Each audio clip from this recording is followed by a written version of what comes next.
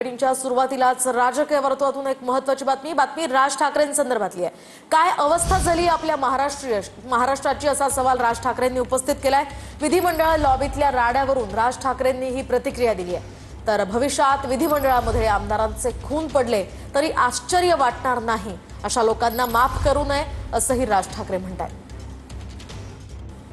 काल विधान भवन परिसरात सत्ताधारी पक्षाचे आमदार आणि विरोधी पक्षातील आमदार यांच्या कार्यकर्त्यांमध्ये तुफान हाणामारी झाल्याची चित्रफीत पाहिली। ही चित्रफीत पाहून मला खरंच प्रश्न पडलाय, काय अवस्था झाली आपल्या महाराष्ट्राची। सत्ता हे साधन असावं, साध्य नाही याचा विसर पडल्यामुळेच वाटेल त्या लोकांना पक्षात घ्यायचं आणि त्या लोकांचा वापर इतर पक्षातील ज्येष्ठ नेत्यांवर गलिच्छ शेरेबाजी करण्यासाठी करायचा आणि पुन्हा राजकीय साधन सुचितेच्या गोष्टी बोलायच्या। हा भंपकपणा आता तरी महाराष्ट्राच्या जनतेच्या लक्षात आला असेल असं मी मानतो। मी तर मराठी जनतेलाच विचारेन, कुणाच्या हातात दिलाय महाराष्ट्र? मराठी भाषेसाठी, मराठी माणसाच्या अपमानासाठी माझ्या महाराष्ट्र सैनिकांनी हात उचलला तर त्याच्यावर आमच्या पक्षावर तुटून पडणारे आता कुठे लपून बसलेत? जेव्हा मराठी भाषेला किंवा मराठी माणसाच्या गळ्याला कुणी नख लावण्याचा प्रयत्न केला तर माझा महाराष्ट्र सैनिक त्या व्यक्तीला दणका देतो आणि याचा मला अभिमान आहे।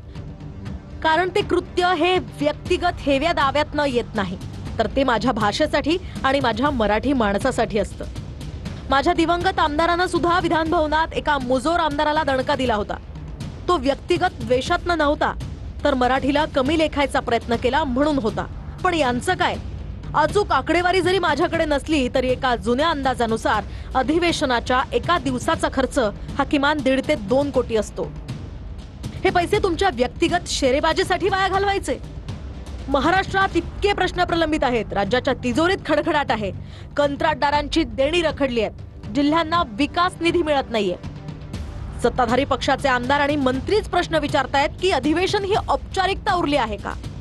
आणि या सगळ्याकडे दुर्लक्ष व्हावं म्हणून की काय माध्यमांना खाद्य पुरवण्यासाठी या उथळ गोष्टी घडू दिल्या जात आहेत। आज अशा लोकांना जर माफ केलं गेलं तर यापुढे हे प्रमाण मानून भविष्यात विधान भवनात आमदारांचे खून पडले तरी आश्चर्य वाटणार नाही। माध्यमांमध्ये जे काही थोडे सुज्ञ आवाज उरलेत त्यांना विनंती आहे की या भंपक प्रकरणांमध्ये तुम्हाला कितीही गुंतवायचा प्रयत्न झाला तरी त्यात अडकू नका।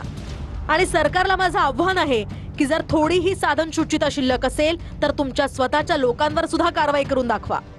जर ती तुम्हाला करायची नसेल तर हरकत नाही, मग मात्र मुजोर मराठी द्वेष्ट्यांना माझे महाराष्ट्र सैनिक हात जोडून सरळ करतील तेव्हा आम्हाला अक्कल शिकवू नका।